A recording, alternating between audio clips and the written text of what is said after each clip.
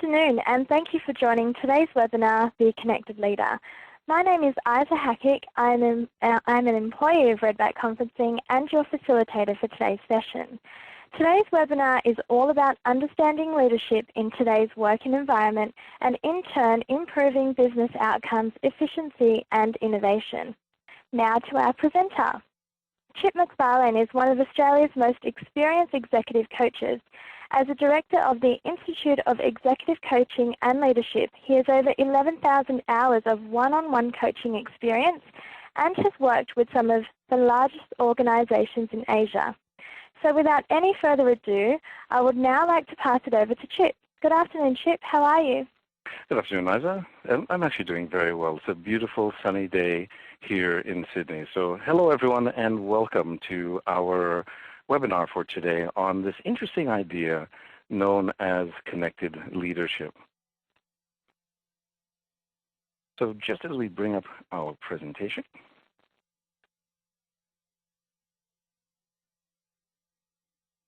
there we go. Aha.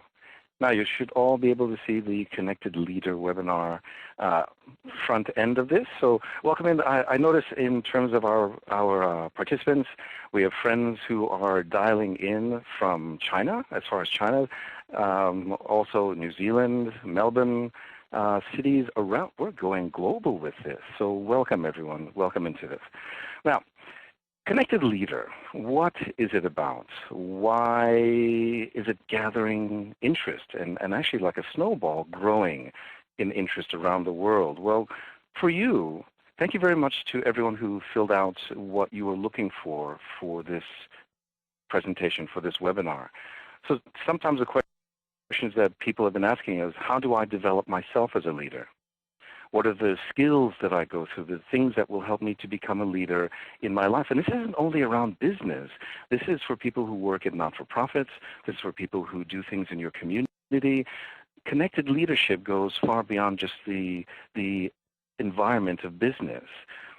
Some of you may have been exposed to leadership approaches in the past and feel that they may have been incomplete or partial.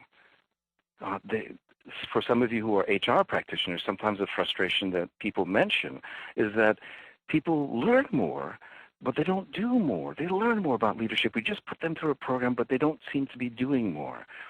And some of you leaders out there have asked, how do I develop stronger relationships to draw out discretionary effort? Not just what someone has to do, but how do I get more than that, more of their heart, their passion in what we do? Well, that's what we're about to explore in this process.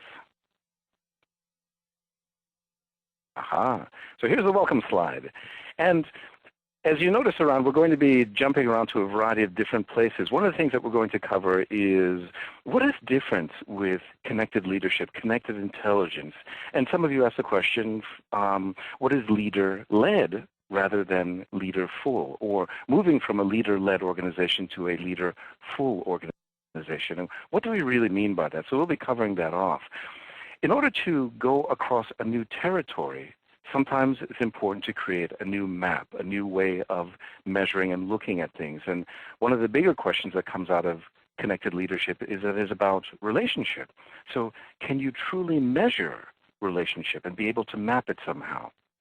And we'll be having a few discussions about that. And finally, for a connected leader, what are the qualities and how do I go about developing myself to be a more connected leader or to demonstrate and express more of my connected intelligence? And we'll be touching into elements of that. We only have an hour together. It would usually take a few days to do this. We have an hour together, so we can at least begin along the way of this exploration. So what I'd like to do, as we do always with the IECL, the Institute of Executive Coaching and Leadership, Barb is out there, and she wanted me to say that you can actually follow us, tweet on #ConnectedLeader.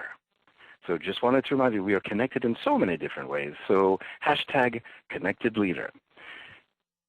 Let's turn it over to you for a moment. And we're going to open up because I'd like you to answer a question. And as executive coaches, we really, our whole stock and trade is being able to ask interesting questions. So my question to you is this. Have you already downloaded the Connected Leadership CQ white paper from the IECL website? So if you please, Isa is just about to bring up a way of you being able to register your, there we are, there we are. Aha, and the percentages are moving. So about 62% haven't yet, or they're awaiting an opportunity to download it. About 33% have. 68%. Aha, and it's climbing. So it's about 34% of you have, at this point, downloaded the white paper. There'll be an opportunity, and we'll give you the information to be able to do that later on. And it'll give you more in-depth information about what we'll be touching into today.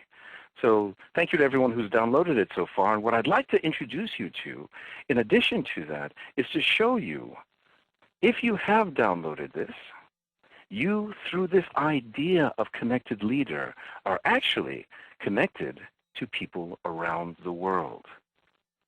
We've had quite a few downloads in as far from Australia as Canada, the US, UK, through Europe, China, Hong Kong, through Southeast Asia, through our whole area. This is going global.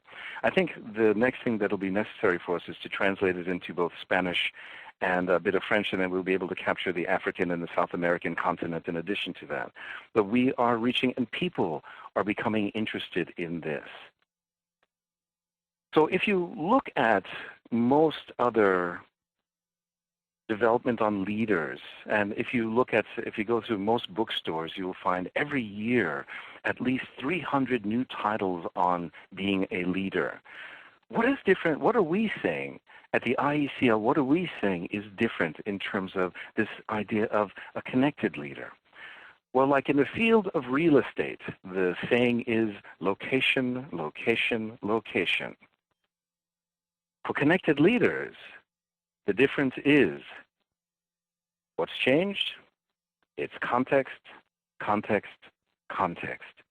Not quite so much the skills, but how and where it's showing up and what the world demands of us now in the 21st century that differs even from 10 years ago, 50 years ago, 100 years ago, or even 1,000 years ago. There can be lots of books written on the leadership skills of Genghis Khan and Margaret Thatcher and Winston Churchill, a variety of individuals who are out there. What's needed for the 21st century, though, moves and changes to a different direction. Let's take a look at what is the context for connected leadership. So first of all, what you'll find that is different for us now is that we live in a connected era.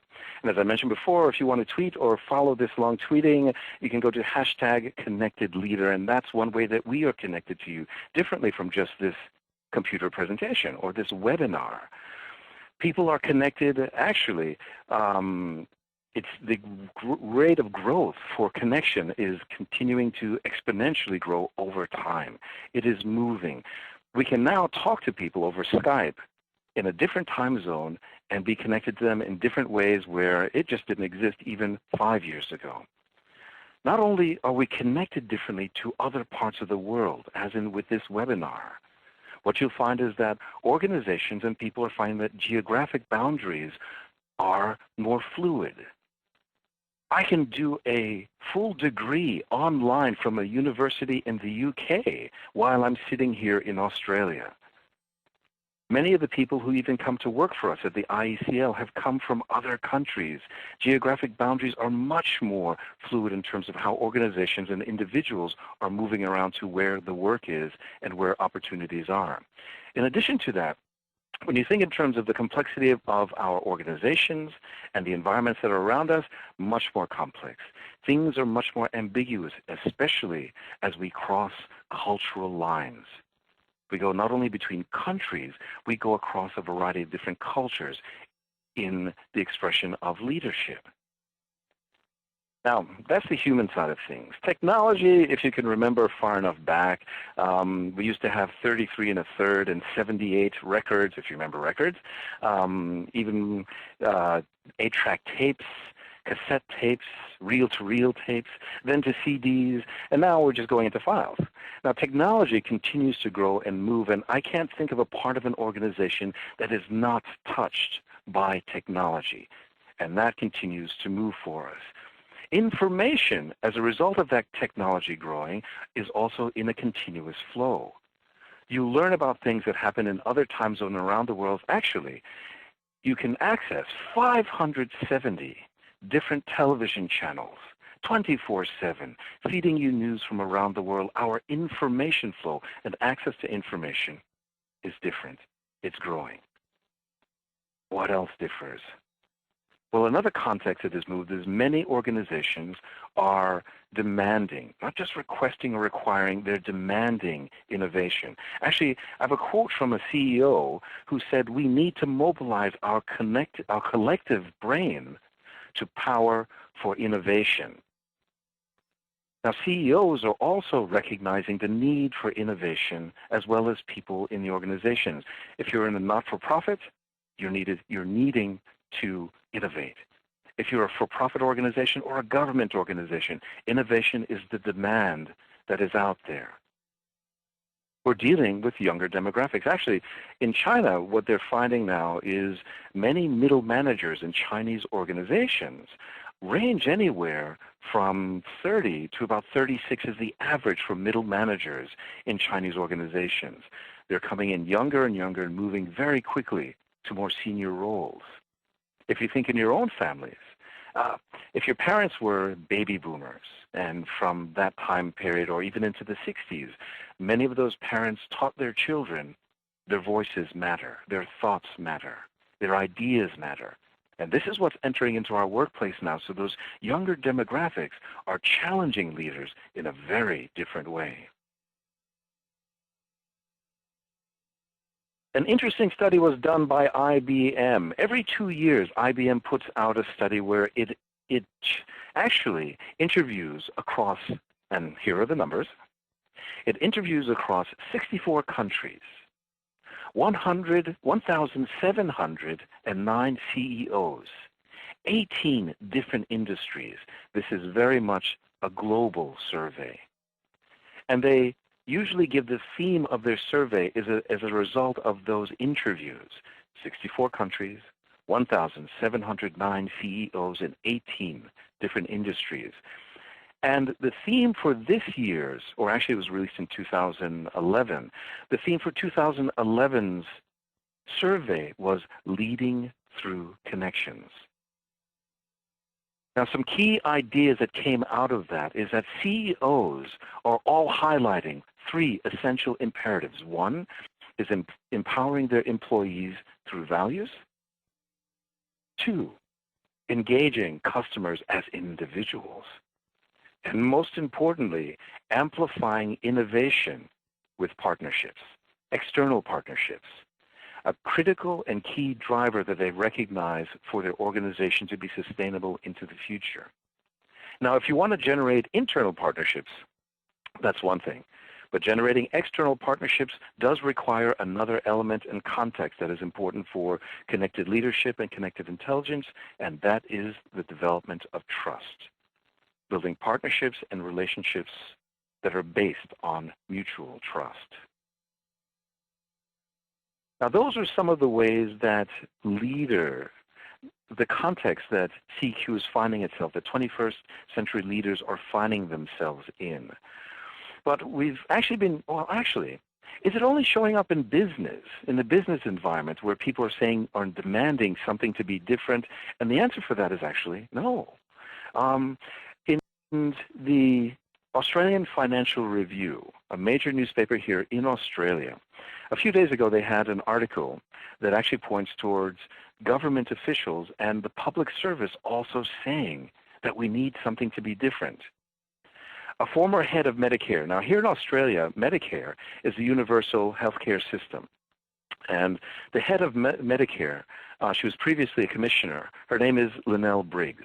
And she did a presentation to the public service a few weeks, or last week, and she included in it some very interesting ideas that government, that public service is also requiring and demanding of their leaders. She said leaders need to leave enough room for good ideas to come from anywhere. It's a more distributive leadership style. She also stated that their ability to coach, facilitate, enable, and orchestrate the efforts of others is extremely important. And finally, she says that this leadership is characterized by humility, empathy, the ability to recognize and harness individual and collective talent to develop and realize bold visions. That comes from the Australian Public Service. It is recognized everywhere. But we're using a very interesting word, and it's leading or leadership. And I'd like to open the text box to your involvement. So let's bring you back into it. We've gone a few minutes, and I've been talking a lot, so let's bring you back into it. I have a question for you. How do you define leading? So if you take a moment, in your lower left-hand corner, there's your wonderful text box. Please share with us your thoughts. How do you define leading?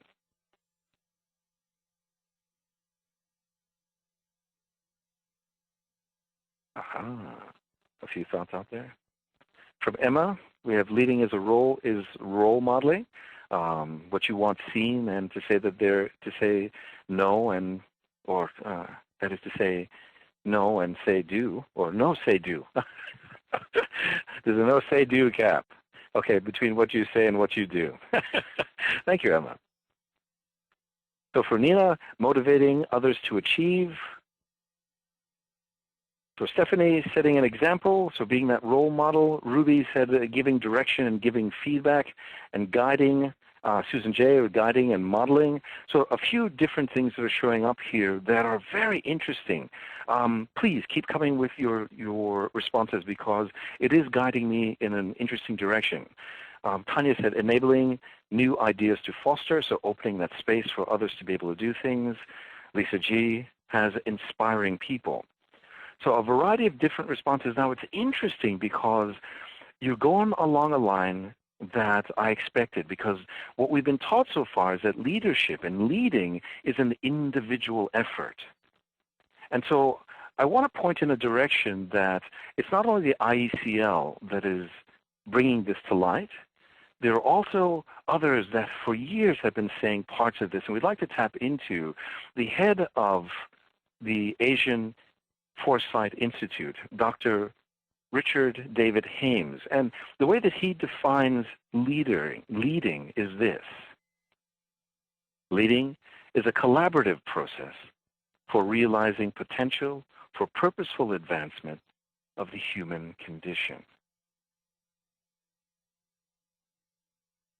As you notice, the words that Richard places in there, that Dr. Haines places in there, there's the collaborative effort. Once you go beyond a particular point, if you are going to deliver on something and not be simply an individual contributor, it does require others to deliver on it. Many of the stories that we read in leadership development books actually point to a heroic individual who grabbed the vision and took people forward. And what you find out is that it's more of a collaborative process. It takes more than one person to deliver on any dream. Dr. Haines also points in a direction that we need to imagine leading as having a greater purpose to it. If you remember, profit is simply a result of a series of actions. Profit isn't a destination. Profit is a result of what your business actually does and what you're seeking to gain from your enterprise. If we are leading and we imagine that there's a bigger piece to this, a bigger reason, a bigger why, it actually inspires us as we work in NGOs, in banking and financial services, in fast-moving consumer goods, in government organization. It gives us a greater purpose for why we are doing what we do. Now, a question that did come up in our process is the understanding of what is the difference between a leader-led organization and a leader-full organization. So what we're about to do is begin exploring, well, what are some of the differences that we are pointing to? As you look at this, what you'll notice is that, and I get an arrow here, most organizations at the present moment when they talk about leadership, most organizations are actually run, yes, typically around the world, there are mostly men that are running organizations. So we refer to it as a typical he environment. what we're pointing to and bringing to light with the CQ, with connected leadership, is a we environment. So if you look simply at the social context, what's the difference between the he and the we? Well, in the social context, what you find is that in communications, typically right now, what you find is that it's relayed along chains of the command. What we are pointing to is that the new environment, an environment to continue to evolve to, is one that involves greater amounts of communication, that is face-to-face, that is one-on-one, that uses a variety of different means of connecting to people, so increasing the touch of the leader. In terms of the images of the leader, mostly right now, as you look back on your definitions, many of them were more individualistic. It was about the person, the hero, as they sometimes call it, the heroic leader, the one that grabs the banner and takes people forward. And elements of that that do stand out is that there's more a focus on boundaries. Actually, the self-individual competencies, even EQ and IQ, are still very individually focused. The images, when you think of your organization, or if I ask you to think of it, most of you would think in terms of the hierarchy, the structure, things flowing upwards and downwards, especially the flow of information. Aha, there we go. I got it to the other direction. So as we're looking into the we environment, what are we talking about now? The focus is on not only yourself, but also the others. Connected leadership, networking, networked intelligence, working with and operating within the culture, how we do things around here. And images that we'd like you to think of in this environment is network structures, hubs, links, conduits, flow of information. This is the new environment of continuing to evolve. If you think of the structure of your organization, it's much more centralized. You're typically inflexible in terms of the boundaries with most, not all organizations, but for the most ones. You have divisions, role definition. Most of the practices are intended to inform, clarify, define ownership, those sorts of things. Coming back on there. What are we looking at in terms of the we environment? Well, more along the lines of networks, distributed leadership. Now, distributed leadership isn't just everyone suddenly becomes a leader. It's being able to have softer boundaries that allows the good ideas and the expertise of individuals in the moment. It's actually the in-the-moment practice as opposed to just a title in the management structure of the organization. So practices that are seen here or that are experienced here are more along the lines of conversations for alignment, inclusion, and growing your own personal voice, and relationships that are both internal and external to the organization. Now, organizational culture, what's typically seen and experienced now is control. It does focus around control, management by rules, processes, policy formation, usually to instruct and tell and train people. As we continue to evolve, we're looking to move continuously over to coherence as the guideline for this connected environment, where the focus is on the connection between people, establishing personal meaning and mutual purpose. So here you encounter practices such as conversations for shared purpose, collaboration, moderation, even mediation. And finally, typically in the environment now, the basis of engagement is compliance. So where it's the focus is on supervising and sometimes really policing. That's what policies are for, to police people.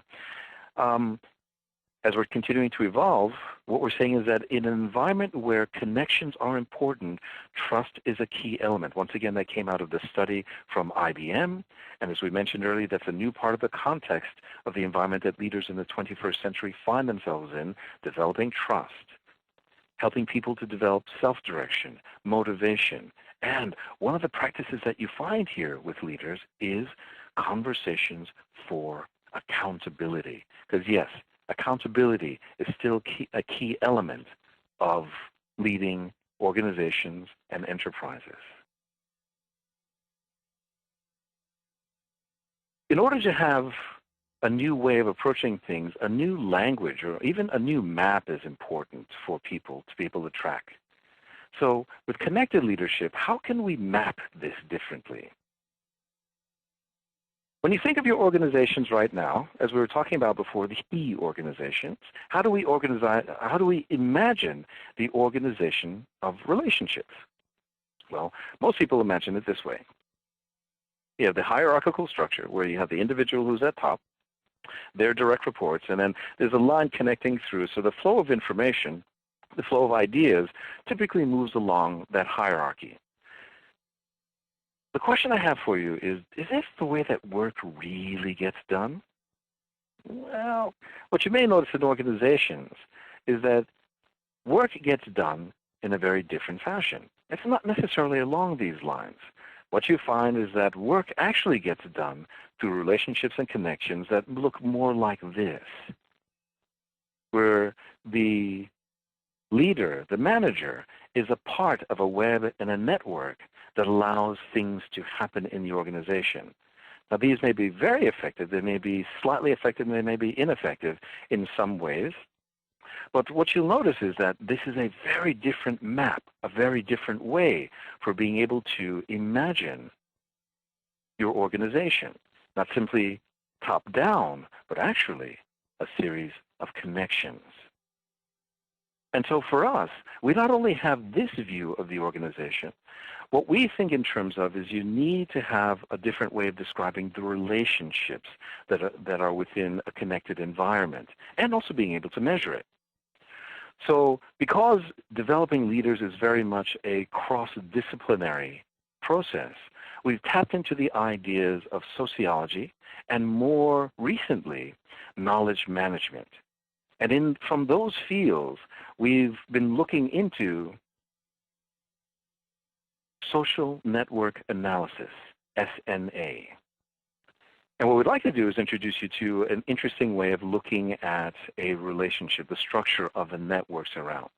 What you're seeing in front of you right now in terms of the social network analysis, SNA is one of the examples from one of our clients. And we've changed the names to keep them more anonymous. And so you can't tell the organization, but this is also just a small snapshot of a larger picture that we have of that organization. This structure is known as a bow tie. And in this bow tie, you'll notice a few things. So the marketing team are outlined in red. The finance team is outlined in green. And the manufacturing team is outlined in yellow. Now, when we were brought in, the idea that they asked us was we needed to help them to innovate in order to get products to market sooner. And the first place we started off with was to figure out, well, how do they go about doing what they do? You have the hierarchical structure, but how does the work, how does a product actually make it out to market? And who do you need to be involved with in order to successfully do that? So what you're looking at it was a mapping process that came out from questions that surrounded that, and it turned into a bow tie. Now, I'm going to open this to you. I'd like to utilize your collective wisdom. Let's go a little bit further. I'm going to ask you a question on what you see in the picture in front of you. Paul is a central and key character. You'll notice that there are many arrowheads pointing towards Paul. These are all the people who are saying that Paul influences, I need to communicate with Paul or get information from him in order for me to be successful. Paul influences what I do. Okay, so Paul has lots of arrows heading in his direction, and he's pretty central, so the language also changes. He's central to the bow tie. Now, the question I have for you are, what reflections, in looking at this, what reflections do you have about Paul's relationship? If you please take a moment and type in your responses in the wonderful text box. What are your reflections on Paul's relationships? Notice that there are 1, 2, 3, 4, 5, 6, 7 people all pointing towards Paul, saying Paul is critical, key to helping me to do my part of this.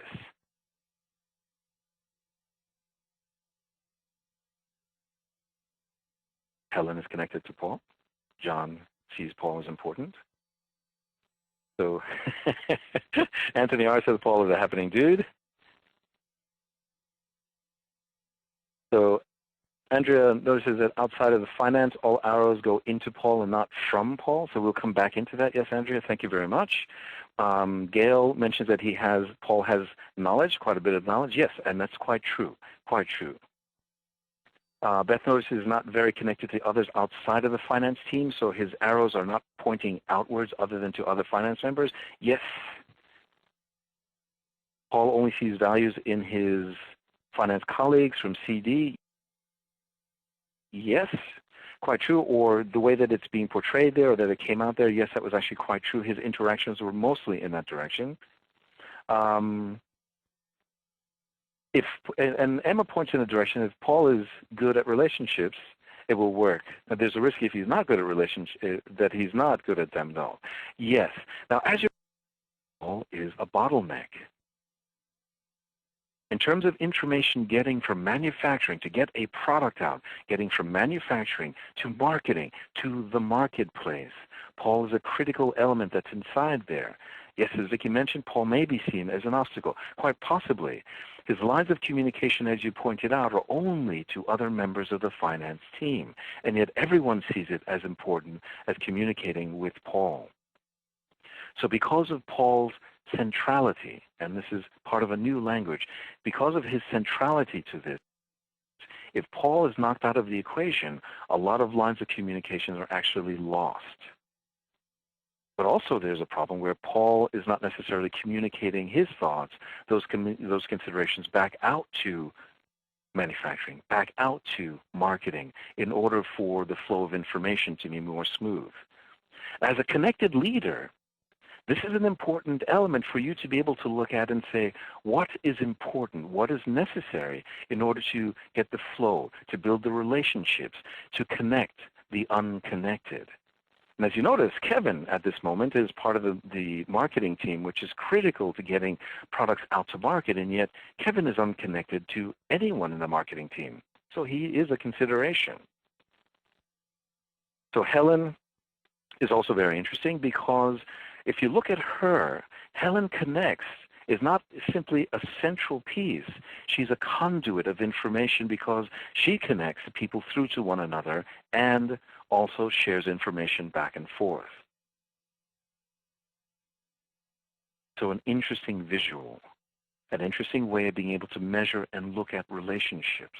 And the questions we simply asked them were around the lines of, in order for you to do your job, who do you need to interact with to get your job done? Another question that we could also ask is, how does information, who do you go to problem solve? Who do you go to that you trust? A variety of ways that we could actually explore the network and the connections between people. One last question for you. A few things there. Paul may be an obstacle, as Vicki mentioned. Nav S said there needs to be more people in the middle. So yes, as a connected leader, you begin looking at how do I connect the unconnected, bring more in, and not rely simply on a central individual for things to happen. Okay, so my question to you now, and I bring it back out to you in looking at this wonderful bow tie.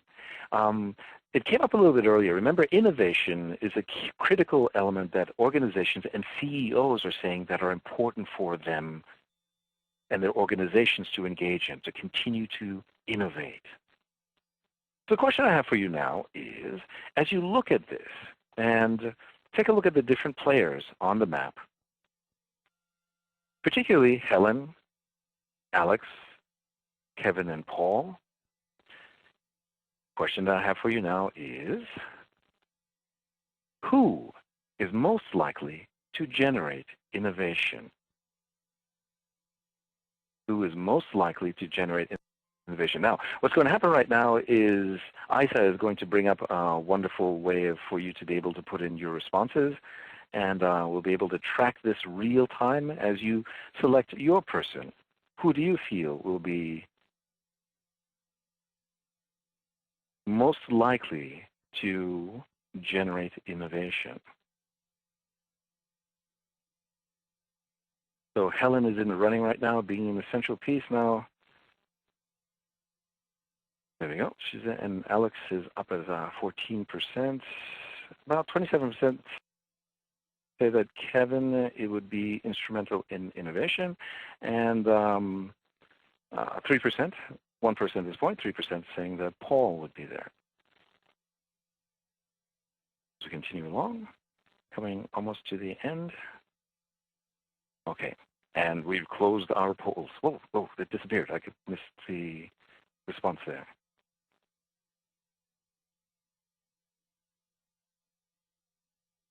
Okay, so as we just walked into something, it's okay. Can I get everyone, my apologies, if I can just get you just to put your vote in once again, and that way we'll be able to capture it. And I do apologize, we just want to share the results once again. So in case you changed your mind, you have an opportunity now to give a different response.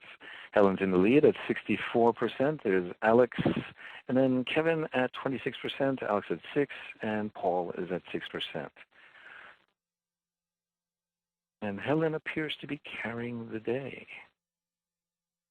Okay. So now, as we close the polls, we release the answer. And the answer to this is very interesting. So for the 8 people who selected Kevin, you selected the person most likely to generate innovation. Innovation doesn't typically come from the people who are in the center of things because their job is usually to keep things the way they are. Most of your innovation will be done by individuals who typically are, as Malcolm Gladwell calls them, the outliers. They bring in information from other networks, other ideas from other places in order to help innovation take place within your team, within your organization. Kevin is most likely of this group to be the one to introduce innovation. Now the challenge of the connected leader, though, is how do we connect the unconnected? How do we get Kevin involved in the overall process so that there's information flowing back and forth and he is connected to others that help innovation to truly not only be fostered, but also to be implemented and to help to change the organization? How do we connect Kevin? How do we connect the others? The job of the connected leader is to be able to sit back and think across the system in order for this to happen, in order for this to take place. So where do we get our ideas from in terms of what is needed to be a connected leader? Well, sometimes they say what's old is new, what's new is old. And I think the French sometimes say, plus ça change, plus la même chose. The more things change, the more they remain the same. We look back to the ancient Greeks with a very interesting idea.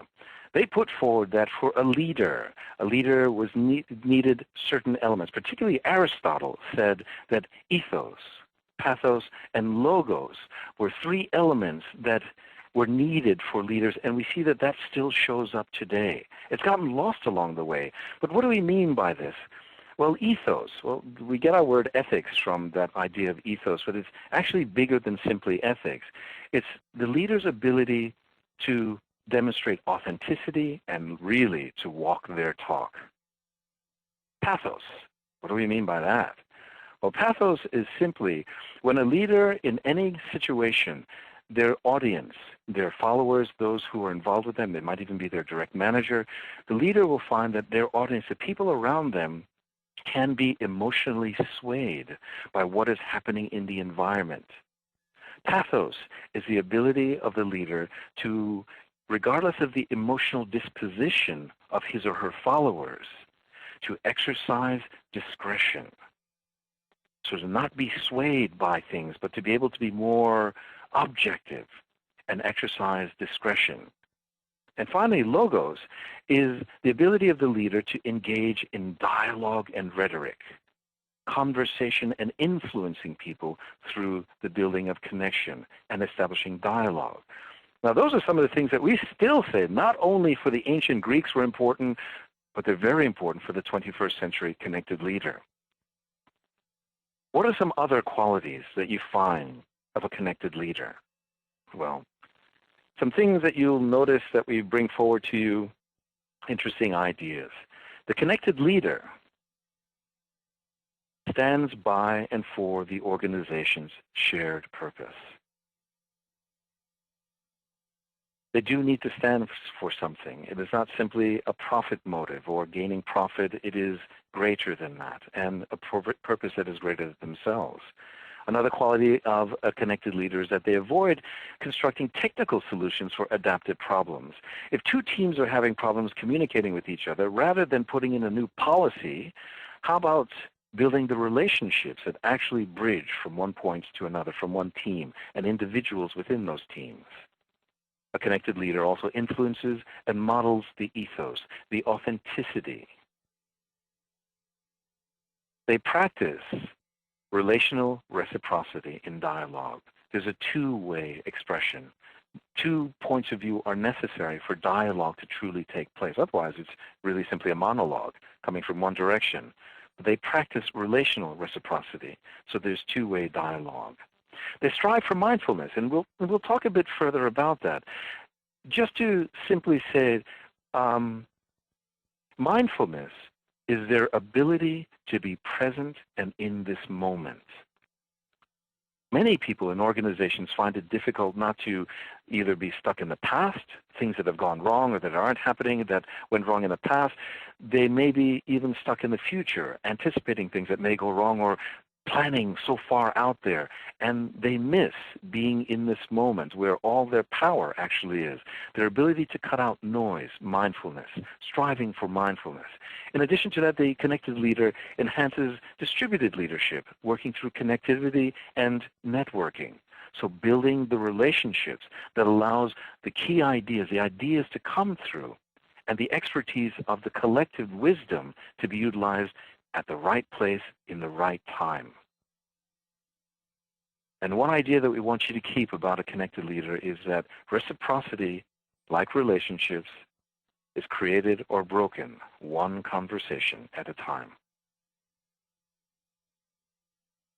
So an interesting thing that we'd like to just point out around, what does this demand of a connected leader? What are the demands? When we say that, especially with DDI, they point to intellectual grunts being a key element of leaders going into the future. Well, that's one part of it. And what do we mean by intellectual grunt? Well, we say that it's a systems awareness, not just the small part of my involvement, but how does what I do involve the greater system? Not just in our organization, but even the community, the communities that are around us. Intellectually, a connected leader has to manage paradox. Not everything is black and white and straightforward. So how do I manage within the paradox of the situation? Well, it demands a connected leader also to develop emotionally in terms of their comfort with non-closure, with uncertainty, with ambiguity. And finally, one of the greatest demands is exceptional relating skills. They've got to be able to collaborate, bring out collaborative learning in groups, think in terms of, and operate in terms of strategic conversation, and most importantly, getting groups to go into reflection and learn from their actions. How do we develop this? How do we do this? Well, let's take a look behind the curtain. As you notice in terms of the development process, you're not only developing the head, we also have to develop the heart of the leader. It's both heart and head. As I say, I think the Dalai Lama mentioned that compassion helps to bring greater cohesiveness into wisdom. But it takes wisdom and intelligence to sustain compassion. Well, when we're building and developing connected leaders, it's both who they choose to be and how they are being inside of them, and also what they do. Most programs now are actually geared towards what a leader does in the outside world, the skills that are based out there. We say that, and what we engage in as we develop connected leaders is both sides. What does it take to be a connected leader? What do connected leaders do? So if you look towards the left, in the blue area, mindfulness, the ability to be present, makes an incredible difference. Being able to cut out the noise of the outside world that allows that person, that leader, how she is being, or how he is being, to do a variety of different things. Inside of them and in the programs, we also work towards developing authenticity. What are my stories? How do my stories connect to other people? How do my stories actually slow me down and interfere with things? My ability to exercise both self-regulation and also self-control. Establishing and working through a sense of grace. Really, as we've encountered in the coaching world, basing what we do on a strengths-based approach. And for every individual, what we're finding is that getting a greater sense of purpose and direction is very important for the connected leader. And, as we mentioned before, the ability to demonstrate discretion. When all the noise, the sirens are calling, as Odysseus had happened in his trip back home to Troy, you find that Odysseus went by the sirens and they were singing and crying out for him to dash himself against the rocks. Well, how does a leader prevent and not listen to that siren call that could cause them to make decisions and act in a way that is actually detrimental to themselves and to their organizations and to their teams? So that's what you're building internally. If you look to the right in the green area, this is what you're also helping them to do. The skills and the engagement, you're looking at working with them through their expression of networking, working with the flow of knowledge, building the relationships, and connecting people so that innovation truly happens within your organization. Importantly, the leader is thinking systems-wise, the bigger picture, so along the lines of design thinking. Now, to connect to people, an important skill that leaders do and will need to develop is their ability to tell stories. Human beings are meaning-making machines. We make meaning by everything that happens. The people who tell the clearer and most connecting stories are those who ultimately end up influencing people's behaviors, actions, and activities. The connected leader also works in mediating and building relationships by mediating between sometimes parties that for months and years haven't connected with each other. They engage in influencing others through rhetoric, through dialogue, and an important program that we've been starting to introduce back into things is your ability to bring out constructive argumentation in your teams, to get the best from your teams, from those groups, for those ideas to truly come forward. How do we help people to engage in differing ideas in a way that better things come out of them, better ideas, stronger ways of operating? So this is a bit of a look behind the curtain of the development of the connected leader. So what's the bottom line? That's usually the phrase. What's the bottom line?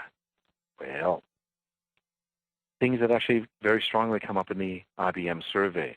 What you find is that when leaders connect in this way and act in this way, behave in this way, engage in this way, what you find is that there is sustained engagement of people.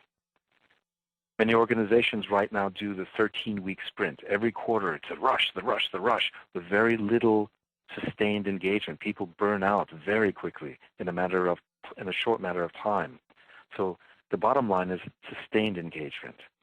Dynamic performance because the leader now is able to connect the right people and be able to gain discretionary effort, more than just the usual from them.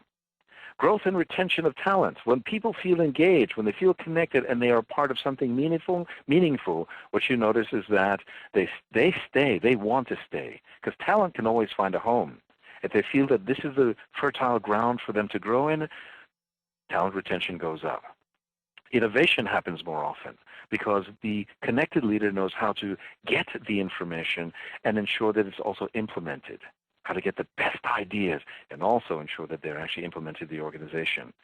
What's the bottom line? A flourishing culture, one where people choose to and want to be part of, and you begin attracting people from other areas, from other places who want to be part of your organization or your effort. And most importantly, underneath it all, it does fortify and strengthen both efficiency and effectiveness of organizations. Connecting people in the right way and getting the right people at the right place at the right time.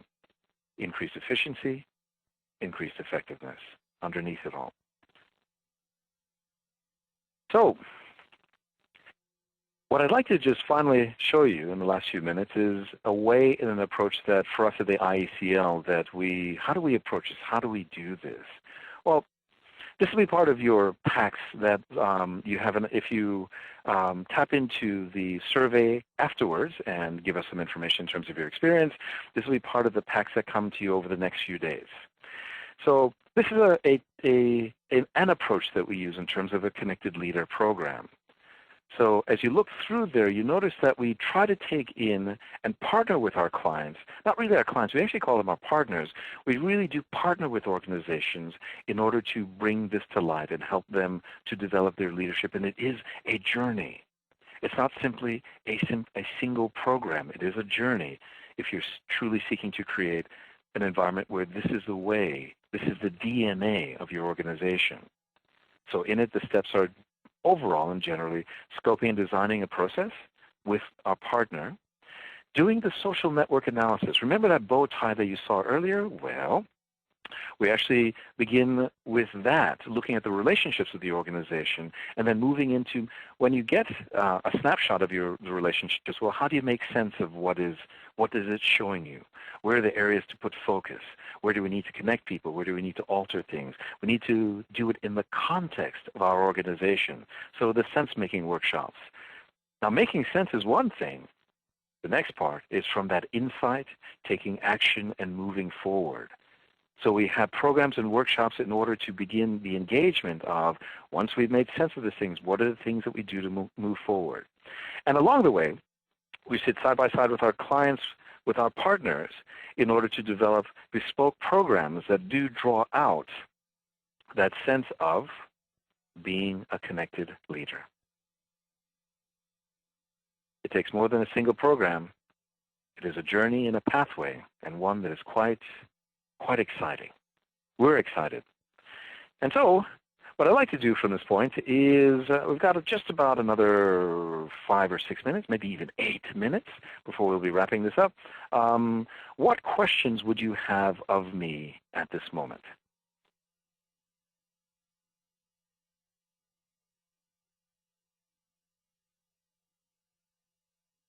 Does it go there?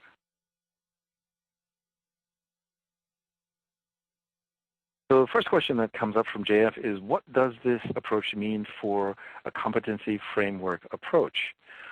Your competency frameworks, thank you very much for the question, JF. Competency frameworks are a very important element of helping to understand what is it that the organization is looking for individuals, from individuals. And yet what you notice is that by simply implementing skills development around that framework, it typically isn't enough. So we say that that acts as a template for how you will help to bring things to life for people. So it is a part of it as opposed to only being the destination. Kylie C. asks, do you have a sense of the number or proportion of Australian businesses that have CQ? What we're noticing in organizations is that there are individuals within greater organizations that are expressing this very strongly, and they are the ones that people want to work for. Even if they're not in their direct career development pathway or reporting line, they move to other parts of the organizations to be part of their team. So we're not seeing, remember, this idea of connected leadership was, and I need to jump back to the beginning. This whole idea was brought to life by a wonderful woman, Dr. Hillary Armstrong, who heads our research and education area for the IECL. And what Hillary was noticing was that a lot of things were falling short in terms of leadership development and leadership needs. So that white paper is, as I just simply put it, that was Hillary's baby. And it's something that helped to galvanize us at the IECL around the idea and bring this forward to you. So we're seeing bits and parts of organizations, individuals within organizations that are expressing connected leadership approaches, but whole organizations, we're not encountering that many of them in Australia yet.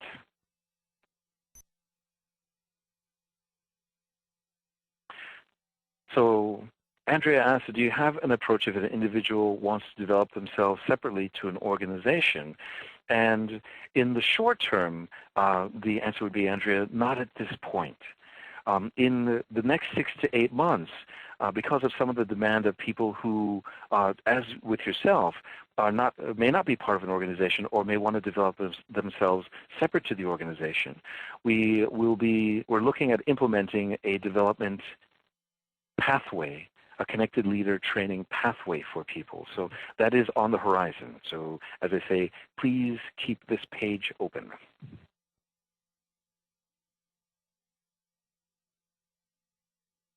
Okay, and Vicki asked the question, Kevin was identified as an innovator. Yes, he was identified as the person most likely to help to bring in innovation or innovative ideas. So how does he become connected and remain an innovator on the edge? Well, the idea is to increase the number of connections that develop the relationships so that people trust his ideas enough to take them on board and do something with it. And actually, so that people actually hear his ideas.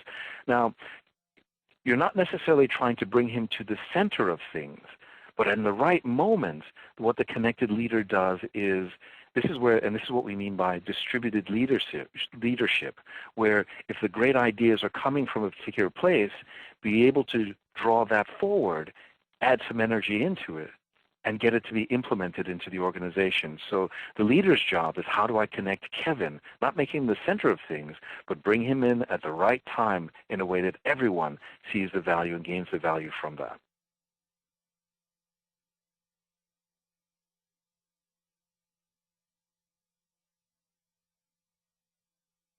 Okay, and Kate, one last question. We'll go from Kate B. Asks, what about staff who are not as team-oriented as you would like them to be?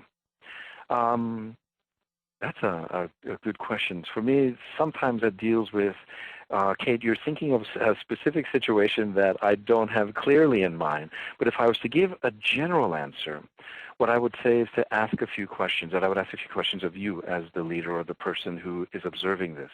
One is, what is the shared purpose of the team? What is their sense of connections with each other? Is there a greater purpose for how they are doing things? What is the leader currently demonstrating in terms of their ability to connect with others? So it isn't simply just one person. What you're finding is that how does a leader work and demonstrate their willingness, their openness to engaging that person who may be unconnected or disconnected at this moment. You have a context in mind that I don't know yet, Kate, but these are just some of the questions that I would ask just to begin really exploring the area. Really, what's their purpose? Do they have a clear idea of a greater purpose, or is it just, as they sometimes say, turning the widget? Is my job simply to come in and turn the widget? Well, everyone, we're heading towards the end. It is now 1:59. What I'd like to do is to thank you all very much for coming to join us with this idea of connected leadership and connected intelligence. There will be other ways of being able to continue to connect with us. I'd like to extend a thank you because I'm not doing this by myself. There's Isa, who's also here, and she's been in the background doing things. There's also Danny Matthews, and she recently got married. She's a wonderful woman. She recently got married. She's in our marketing department. She's been supporting me. Our whole team at the IECL has been instrumental in making this happen, and it all came from the seed idea germinated from Dr. Hillary Armstrong. We are a team. We work together. We partner with your organizations to do very similar things. We're excited. Look forward to catching up with you soon. Everyone, please take care. Thanks, Chip, and thanks everyone for joining today's very inspirational for his time today and wonderful insights into leadership. If anyone would like any additional information from the Institute or from Redback on how to host your own webinars, please feel free to let us know in the exit survey